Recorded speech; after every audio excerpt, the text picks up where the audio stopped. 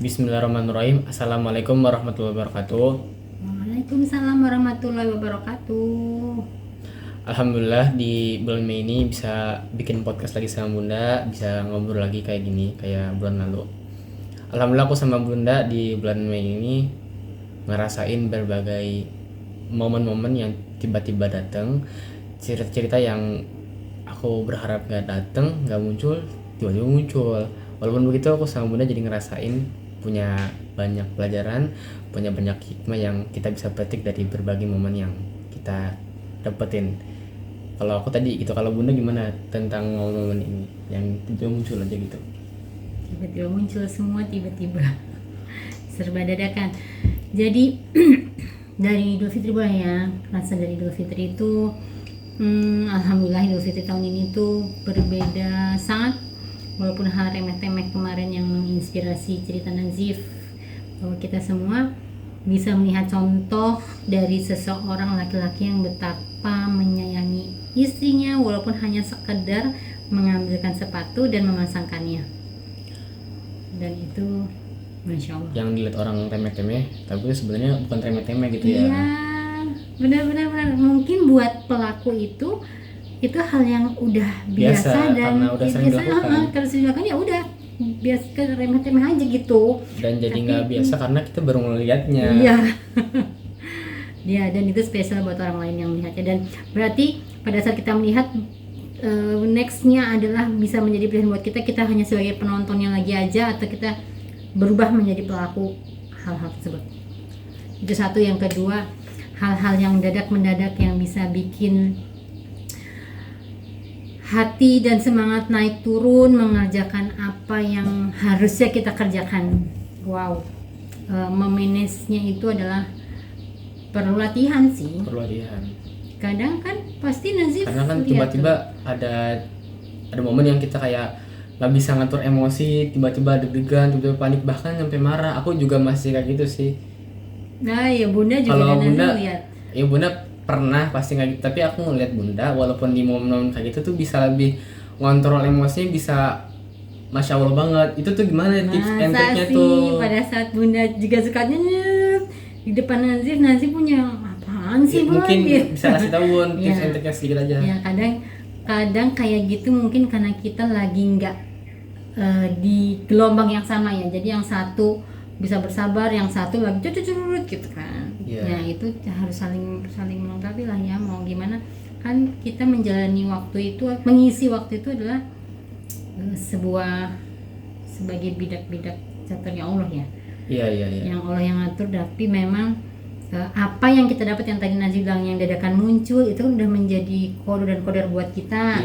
Sedangkan yang kita kasih keluarnya yang reaksi yang kita keluarkan adalah free willnya kita yang kita benar-benar harus bisa mengontrolnya. Siap.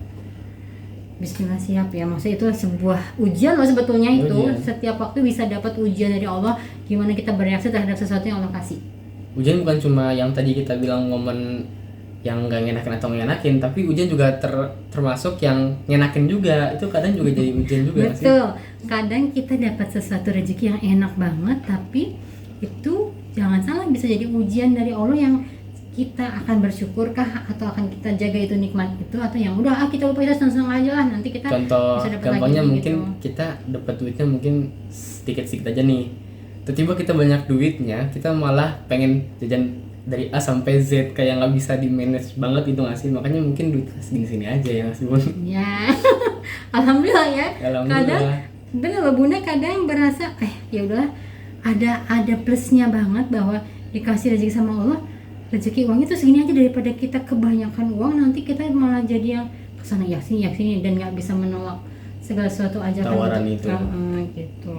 Dan emang rezeki loh, kayak tadi kita mengontrol emosi, mengontrol semangat, naik turunnya itu, dan kita berada di lingkaran orang-orang yang bisa memahami kita bahwa kayak Nazif melihat Bunda, Bunda lagi capek kali ya, jadi cerewet banget tuh, ada aja yang diprotesin sama Bunda kerjaan Nazif, pasti pernah ya. Dan mungkin itu di saat itu pasti orang yang bisa memahami di sekitar itu tuh juga rezeki kan buat dia kan. Kalau ternyata ketemu di satu circle yang orangnya nggak sepemahaman, yang kita mengerjakan apa, kita menyampaikan apa, ternyata responnya dari dia bukan seperti yang kita maksud. Iya. Itu Ngomong-ngomong semua soal itu. tadi tentang momen yang tiba-tiba dadakan munculnya, kan kita juga misalnya di satu tempat gitu ya, tiba-tiba kan dadakan juga ketemu sama orang yang nggak sama pemikirannya kayak kita. Misalnya contohnya gini ya, ada orang yang kita ngeliat di depan mata kita, itu sebenarnya salah dalam suatu hal. Kita pengen negur dia dengan cara yang baik menurut kita, tapi dengan ada yang ngomongnya enakin dia, tapi tiba-tiba pas dia dengar ngomongnya kayak kok salah sih, menurut dia nggak salah gitu loh, terus dia berdefense kita yang salah, kayak menuduh kita. Kalau Bunda di posisi itu, Bunda kira-kira bakalan ngelakuin apa? Ini kayak apa, Nasi pernah ngalamin itu ya, jadi curhat, jadi supaya kita bisa ambil pelajaran aja lah ya, Gitu gitu. aja Kalau memang sih kita pernah sebenarnya. ngalamin kayak gitu ya kan. Iya, namanya juga manusia ya kan, diciptakan sama Allah beda-beda, dan itulah ujiannya dari Allah lagi kan, bahwa kamu lagi di saat seperti ini, aku cobain kasih temen ngobrol yang nanti bilang Berbeda cara itunya. cara penangkapannya, pemahamannya. Nah, ya sebenarnya teorinya yang Bunda tahu, teorinya kita tetap berkata-kata baik dengan cara yang baik ya, tapi terus dalam hati ya tetap kontak lah sama Allah. Ya Allah, ini gimana caranya, berusaha orang ini gimana sih ya supaya paham gitu apa yang aku omongin. Bunda Jadi belakangan seperti yang nggak tahu lah. Oh, itu jadi cara yang aku gimana. bisa tangkap dari yang tadi Bunda ngomong, kita tetap nyampein ke orangnya, walaupun orang itu nggak memahami apa yang kita sebut, tapi dia tetap berdefense dengan cara pandangnya dia, kita tetap bisa sampein dan terus kontak sama Allah gitu ya. Betul. Tapi ya pasti ada kita punya pasang target sampai titik mana yang kalau Ya yang udah, dia tetap udah. ngotot, ya udah, daripada kita jadi friksi. Soalnya kalau tetap seterusnya terus berjalannya. kita tetap pakai cara yang kita, dia tetap pakai cara yang dia. Iya. Nanti kalau lama-lama jadi kayak debat kusir nggak sih? Betul, jadi debat kusir, debat yang nggak berkesudahan, yang ya udah nanti aja lah. Jadi kita ada selesaikan saat-saatnya dulu. kita tetap harus kayak ya udah gitu. Bukan berarti kita kalah atau Iya, kita betul. melarikan dari suatu masalah, tapi ada kalanya memang keadaan kita harus berdamai dengan Iya, keadaan gitu kita maksudnya. berdamai dengan keadaan, dan kita balikin lagi ke Allah lah. Apa yang walaupun misalkan kita kesel banget nih, orang ini kenapa sih nggak paham-paham maksud aku, malah dia berprasangka buruk ke aku gitu kan. Tapi itu kan kita balikin ke Allah, kita kontak lagi ke Allah pada saat kita sudah mencapai titik yang kita pasang standarnya itu, beliau belum juga paham, ya udah kita serahin ke Allah. Ya Allah, udah, aku udah merasa udah cukup usaha sampai sini gitu kan. Dan semua hati kan tetap Allah yang pegang. Poin ya. pentingnya sebenarnya ketika ada banyak masalah kayak tadi kita ngomongin ya, tentang momen yang dadakan, ketemu orang yang kayak gitu juga, itu adalah poin pentingnya kita kontak sama Allah ya kan. Ketika emosi kita campur aduk dan segala rupa, itu yang atasnya dengan tadi kontak sama Allah aja gitu ya. Iya. Mungkin Bunda bisa nambahin lagi. Mau nambahin apa lagi ya, yang memang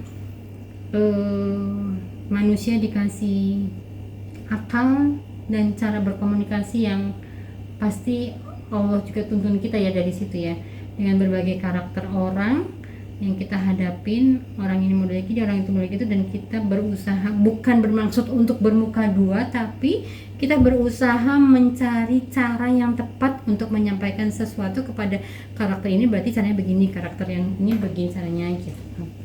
Itu, dan dari sih menurut Bunda cukup. Dan satu, Bunda belum kasih selamat ke Nazif juara 1 tentang apa, menciri lebaran ya. Itu berterima kasih juga lah kepada orang yang menginspirasi itu ya. Iya. Mungkin nyampe sini dulu cerita aku sama Bunda di bulan Mei ini. Dan terima kasih udah nonton sampai menit terakhir ini. Sekian dari saya, sekian dari aku dan Bunda. Assalamualaikum warahmatullahi wabarakatuh. Waalaikumsalam warahmatullahi wabarakatuh.